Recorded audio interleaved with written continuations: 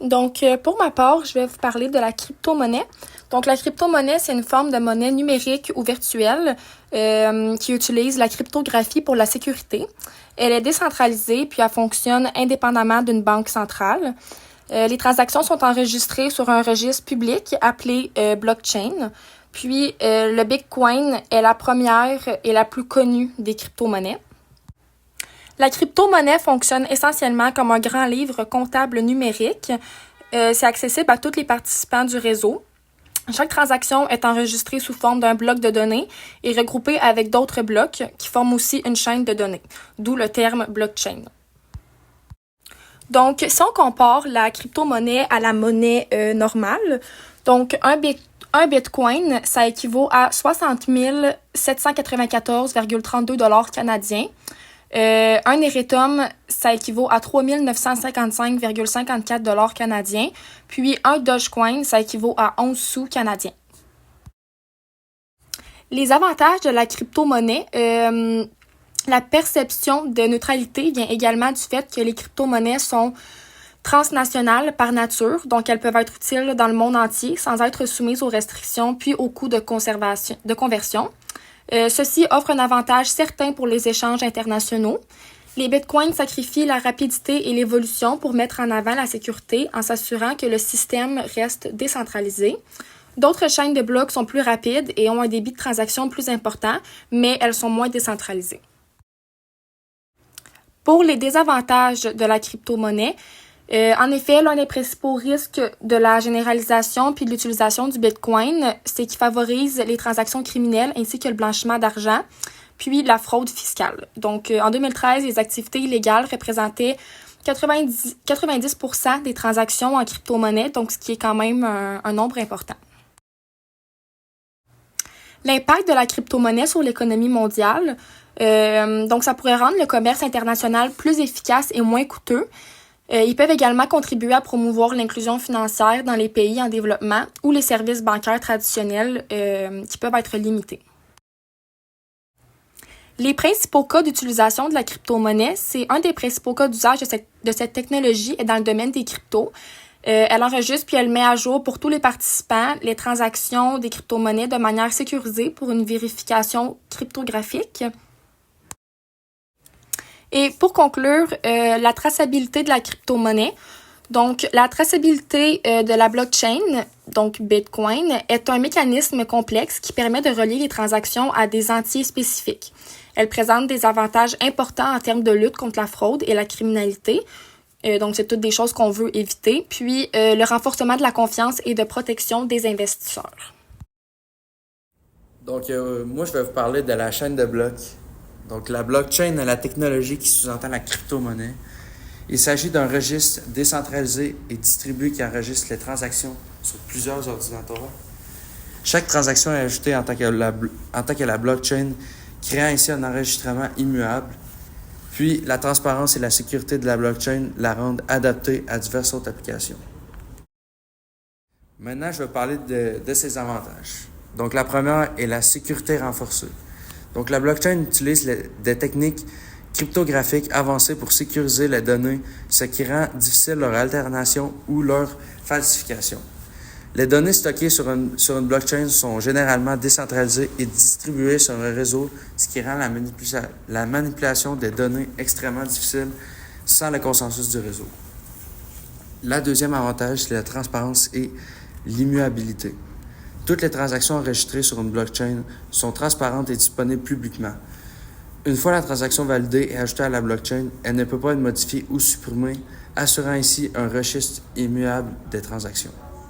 Et finalement, le dernier avantage, c'est la décentralisation. Donc, contrairement au système centralisé où une autre autorité unique contrôle les données et les transactions, la blockchain est décentralisée. Cela signifie qu'aucune autorité centrale ne contrôle le réseau, ce qui réduit les risques de défaillance unique et de censure, donc ce qui, dans le fond, protège les données. Maintenant, je vais vous parler de ces désavantages. Donc, le premier, c'est les problèmes de confidentialité, malgré qu'il y a des avantages sur ça, il y a aussi des désavantages. Donc, bien que la blockchain offre un certain niveau de confidentialité grâce à la cryptographie, les données stockées sur une blockchain publique sont accessibles à tous les participants du réseau. Cela peut poser des problèmes de confidentialité, en particulier dans les applications nécessitant une protection de données sensibles.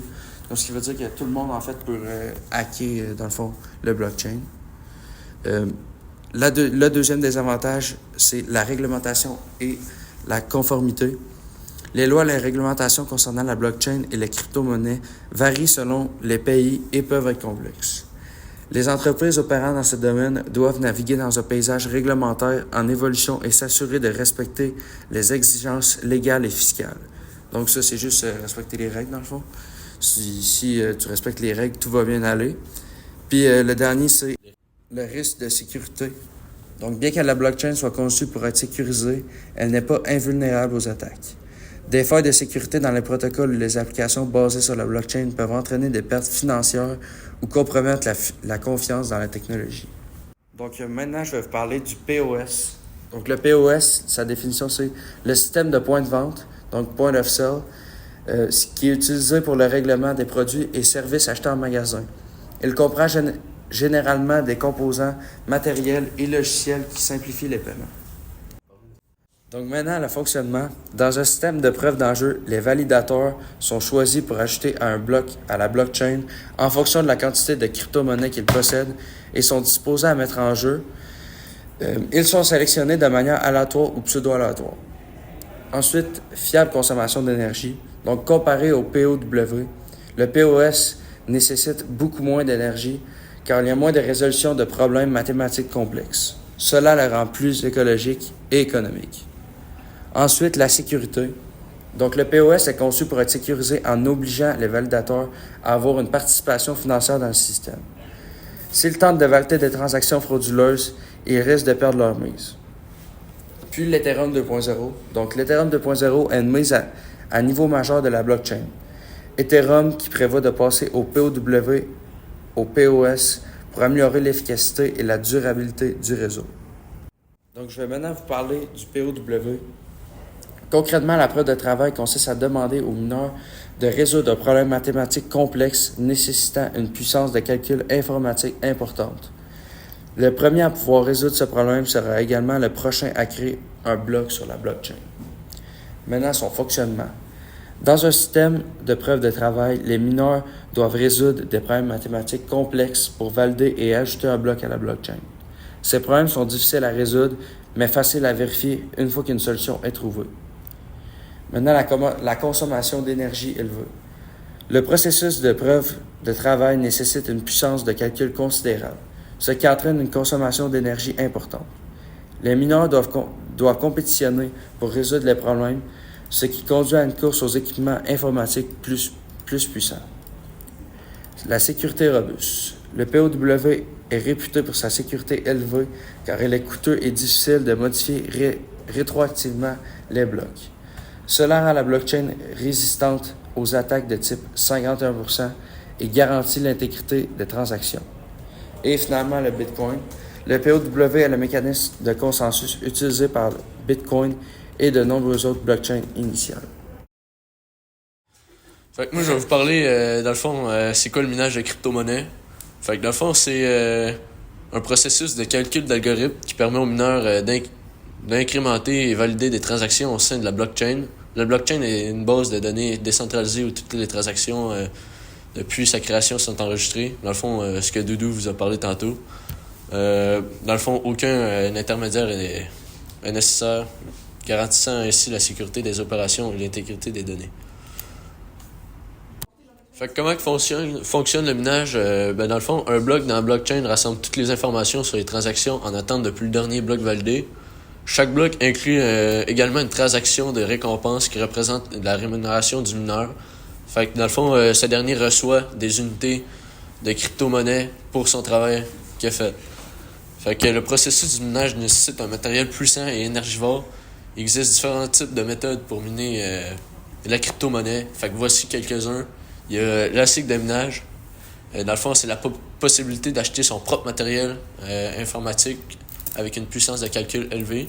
Il y a les fermes de minage, où c'est une grande une grande ferme comme avec beaucoup d'électronique là-dedans pour miner la crypto-monnaie. Puis t'as le cloud mining, c'est la location de minage, de puissance informatique pour miner avec un abonnement mensuel. Quel est le rôle du minage? Dans le fond, c'est de valider les transactions en ajoutant ça à la blockchain, dans le fond. Assurer la sécurité et la décentralisation de la crypto-monnaie.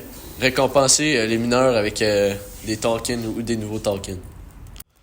Dans le fond, quelle crypto-monnaie on peut miner? Dans le fond, on peut miner différentes crypto-monnaies, dans le fond, tous ceux qui sont minables, dans le fond, notamment le Bitcoin, l'Ethereum et bien d'autres.